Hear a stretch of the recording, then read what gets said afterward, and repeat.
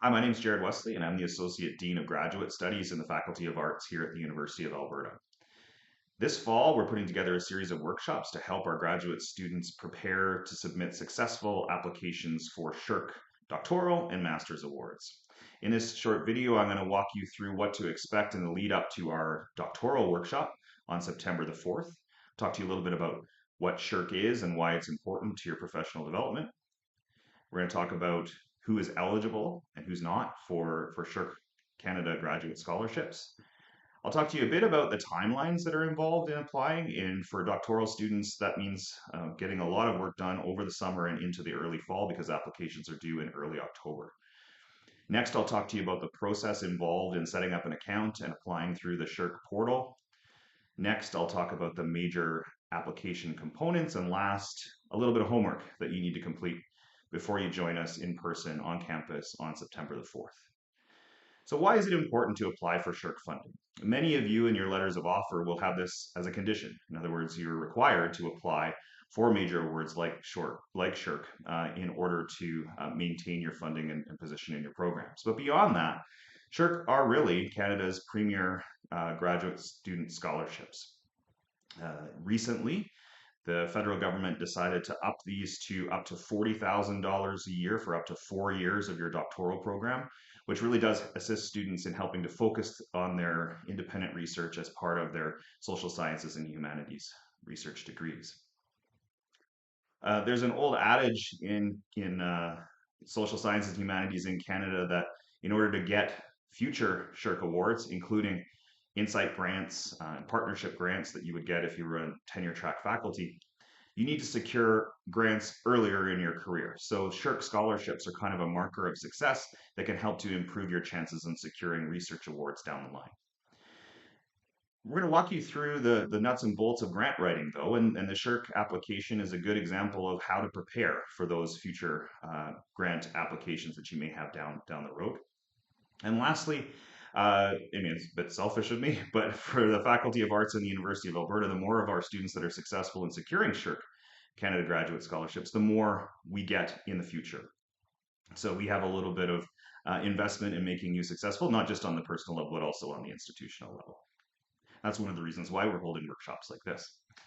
To be eligible to hold a SSHRC Canada graduate scholarship, you need to be a Canadian citizen or a permanent resident or a protected person. You need to be studying doctoral studies in social sciences or humanities. There's a separate application process for master's students. Here we're just focusing on doctoral students. As part of your doctoral degree, you must have an autonomous research component, which almost all programs in the Faculty of Arts at the University of Alberta have, because most of you are either completing a dissertation, some kind of performance recital, or a creative output. You can't have held nor be applying for any other Tri-Council Canada graduate scholarships. That means you can't apply or have held anything from CIHR or NSERC, the other two major granting bodies in Canada.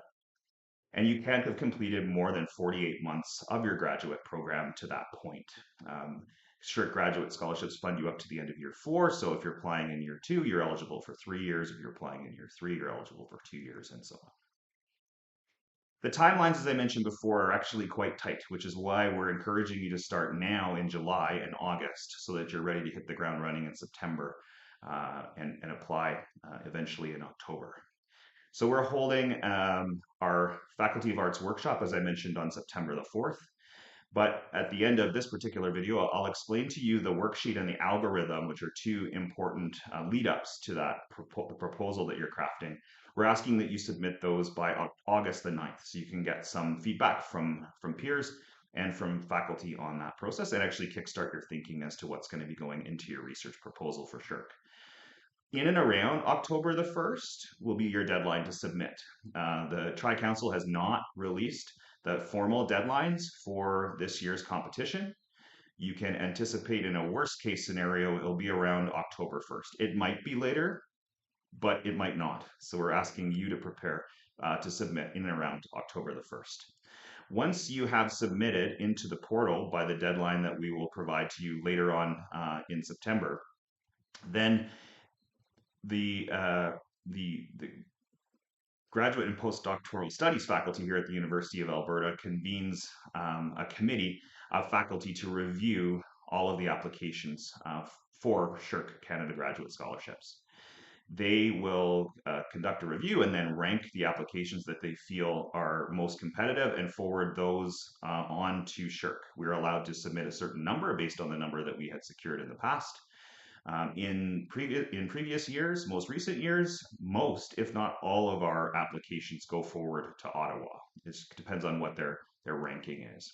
At the end of November, GPS will notify all of the applicants whether their submissions have been forwarded to Ottawa or not, and then SSHRC takes until April to release the results of this year's competition. The process involved in applying is entirely through the SSHRC portal. I provided you with a web link here as well as a QR code that you can use to access the portal. If you've applied in the past, you will have already created an account. So if this is not your first application for a Canada Graduate Scholarship, then you will already have an account. If you haven't, you need to set one up. So that's your first step. You'll be asked a series of questions that will help to populate your online CV. And eventually, once you have the various components together, you'll be asked to use a form entry and a series of document upload links to complete your application. At various stages, you may want to download your application and forward it to peers or to your supervisor or others to review. So you're allowed to download your portfolio. It comes out in the PDF format. But eventually, once you're ready to submit, you just hit the submit button through the SSHRC portal. It then will go to GPS or Graduate Postdoctoral Studies here at the U of A for evaluation, and eventually, fortunately, if you're fortunate, we'll move on to Ottawa for adjudication. The main components of a SSHRC application are first official transcripts from all of the post-secondary institutions that you have attended.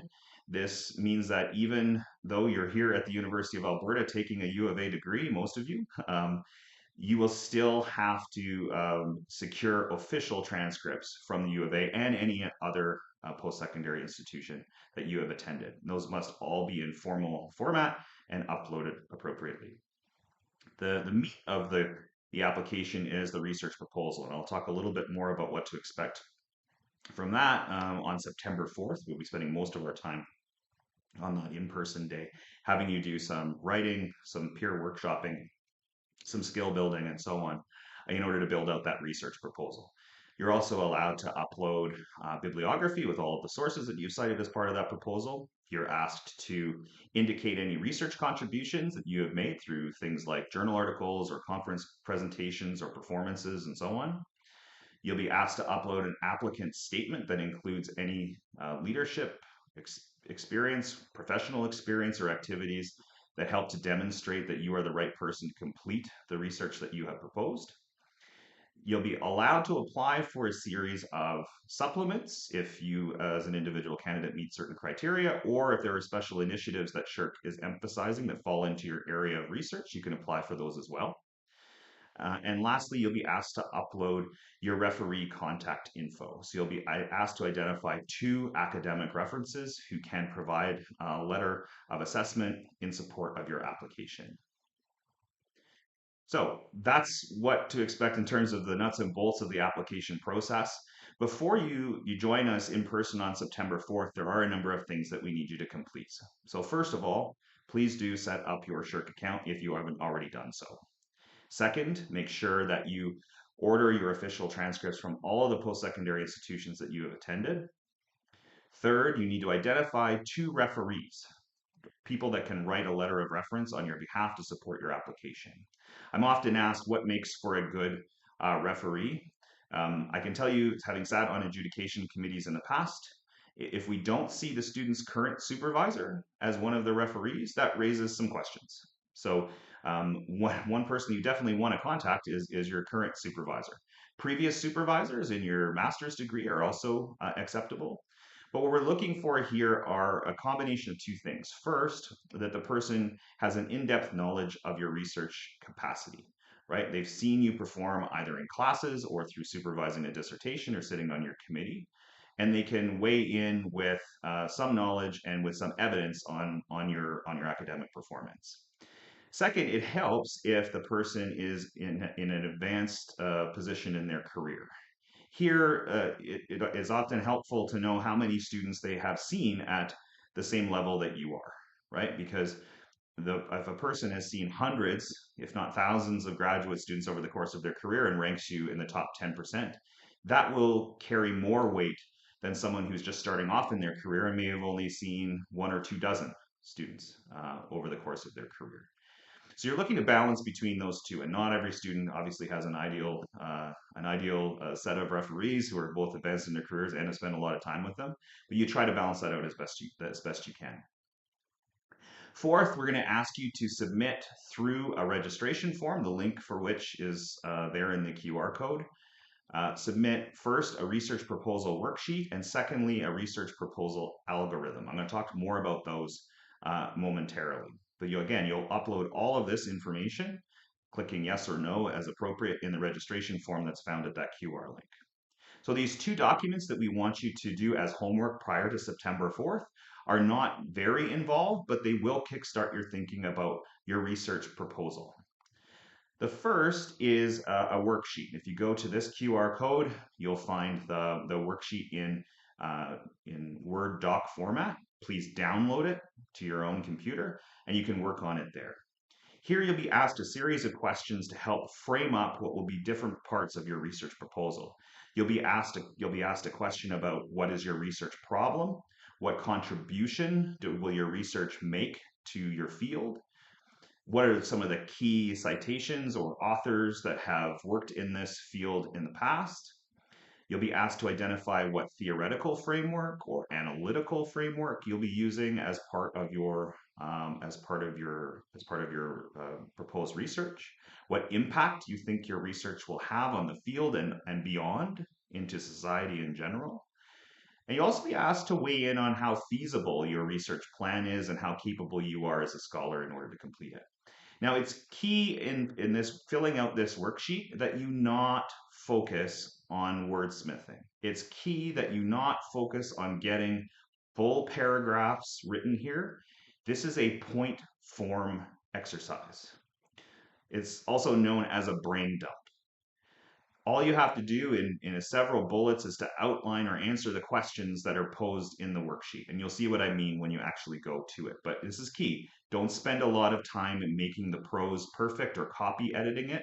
That's not what this is for. This is for organizing your ideas. It's a brainstorming tool. Next, we'll ask you to take that worksheet and transform it into an algorithm that's based on a series of 10 to 12 statements. We're very fortunate here at the University of Alberta to have Heather Young-Leslie in our College of Social Sciences and Humanities, who has spent a better part of her career studying what makes for a good grant application. And through her research of successful grant applications, she's found that they all tend to implement the same kind of flow and narrative arc. And as a result, she developed this algorithm that helps faculty, but also graduate students to frame their research proposals. So if you go to the QR code that's found on your screen, you'll find a PDF that contains these various statements. And again, here it's not important to have a perfectly wordsmithed, copy edited final version. You're actually looking for just 10 to 12 sentences. That is it. So when you're asked to upload this form, all we're asking you to do is to give us 10 to 12 sentences. You start with the first sentence and you fill in the blank. We, and it could be academia, it could be your government, a company, or a social group, have a question or a problem or a false perception that needs to be answered, solved, or corrected. You simply have to choose from those terms and finish that sentence, right? The second statement, it is a compelling, timely, pressing, and important question or problem because, and then fill in the blank. And you work your way through these various statements as they apply to your research proposal. Some of the questions may not apply, right? And in which case you can skip over them.